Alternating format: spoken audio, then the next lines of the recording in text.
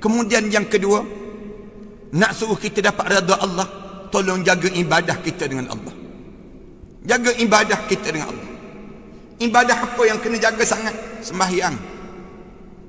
Saya nak sebut pada diri kita ni, sembahyang ramai orang kita ni, dia tertinggal dalam hidup dia melaksanakan ibadah solat. Solat ni 5 waktu wajib. Wajib dalam hidup kita. Umur 40 tahun, Allah kurniakan peluang pada kita, hidup lagi umur 40 tahun, berjemaah, sembahyang berjemaah.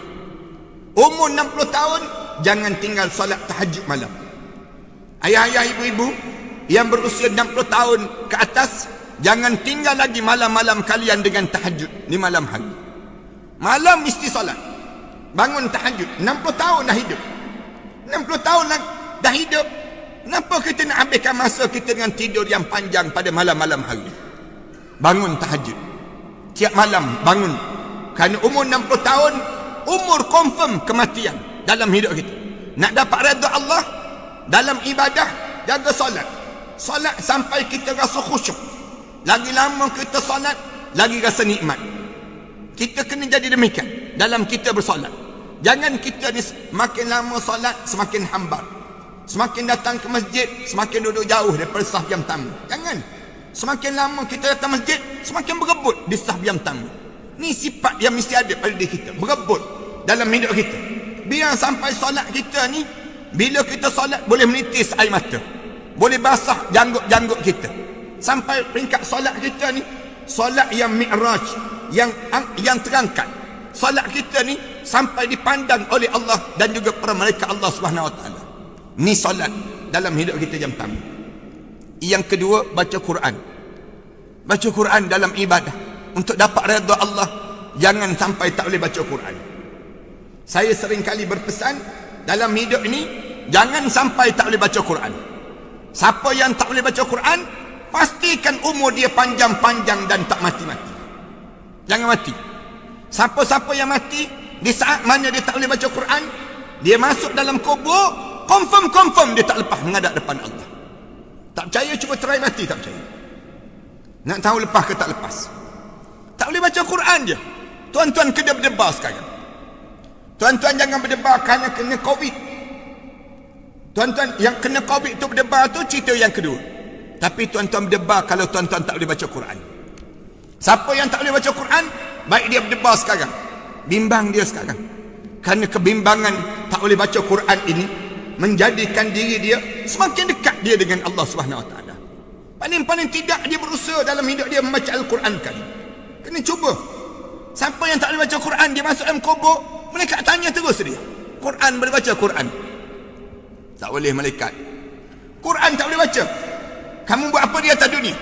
Aku bagi umur kamu 30 tahun, Allah bagi umur kamu 40 tahun, 50 tahun, 60 tahun, 70 tahun, hidup tergagak-gagak, tak boleh baca Quran. Kamu buat apa di atas dunia? Sibuk, malaikat sibuk. Sibuk apa dia? Sibuk ya, tiap-tiap hari ni banyak dia kerja. Quran tak boleh baca? Tak boleh malaikat. WhatsApp boleh. WhatsApp boleh baca, Quran tak boleh baca. Jangan sampai tak boleh baca Quran. Kalau tak boleh baca Quran, tolong hafal beberapa surah sebelum menghadap depan Allah untuk dapatkan redha Allah. Saya sebut banyak kali, 3 surah ni mesti hafal. Yang pertama surah Al-Mulk. Hafal surah Al-Mulk. Sebelum kita menghadap depan Allah, hafal. Baca 30 ayat je surah Al-Mulk. Rasulullah sebut, siapa yang baca surah Al-Mulk sebelum tidur setiap malam, dia tidur malam tersebut, kemudian dia meninggal dunia.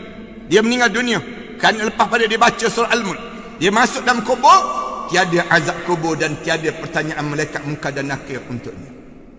Surah Al-Mulk ya. Surah Al-Mulk. Yang kedua, dah ingat surah Al-Mulk, sambung surah yang ketiga. Surah yang ketiga yang disebut dengan surah Al-Kahfi. Surah yang kedua, surah Al-Kahfi. Pada dia kita hafal surah Al-Kahfi. Tak panjang pun, 110 ayat je. Surah Al-Kahfi. Tak panjang pada diri kita untuk hafal. Ambil bermula daripada setiap hari 1 ayat. Kita hanya memerlukan 4 bulan untuk nak ingat satu surah Al-Kahfi. Dalam hadis Rasulullah sebut, setiap roh yang orang yang rajin baca surah Al-Kahfi, dia akan masuk dalam bekas Al-Kahfi. Roh dia tu bila keluar, masuk dalam Mekah Al-Kahfi, kemudian terangkat. Roh tu naik. Waktu mana naik, seluruh makhluk ni nampak surah Al-Kahfi yang diletakkan ruhnya di dalam surah Al-Kahfi tadi untuk diangkat menghadap di hadapan Allah. Berkilauan indah. Rasulullah sebut demikian.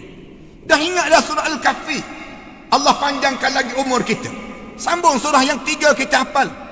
Surah yang 3, surah Al-Baqarah dipanggil demikian. Surah Al-Baqarah. Jangan buat terkejut jangan buat terkejut. Surah ni surah yang paling pendek dalam Quran dipanggil. Surah 286 ayat je. Hafal surah Al-Baqarah. Rasulullah sallallahu alaihi wasallam sebut, mana-mana rumah yang dibaca surah Al-Baqarah, nescaya syaitan tak akan masuk dalam rumah tersebut. Baru-baru ni kan riuh di kalangan kita rumah yang kena ketuk. Yang kena ketuk tu bunyi tung. Orang ketuk tengok tak ada siapa. Dia datang. Bagaimana cara nak buat demikian? Baca surah Al-Baqarah. Rasulullah ajar demikian. Rumah yang dibaca surah Al-Baqarah, nescaya syaitan tak akan berani berada dalam rumah yang dibaca surah Al-Baqarah. Takut syaitan. Bayangkan dalam dada kita ada surah Al-Baqarah. Ada berani syaitan nak ganggu kita saat mana kita nak menghadap di hadapan Allah? Syaitan tak berani nak ganggu orang yang ada surah Al-Baqarah dalam jiwa dia ni, yang dia mempunyai surah Al-Baqarah pada diri dia demikian.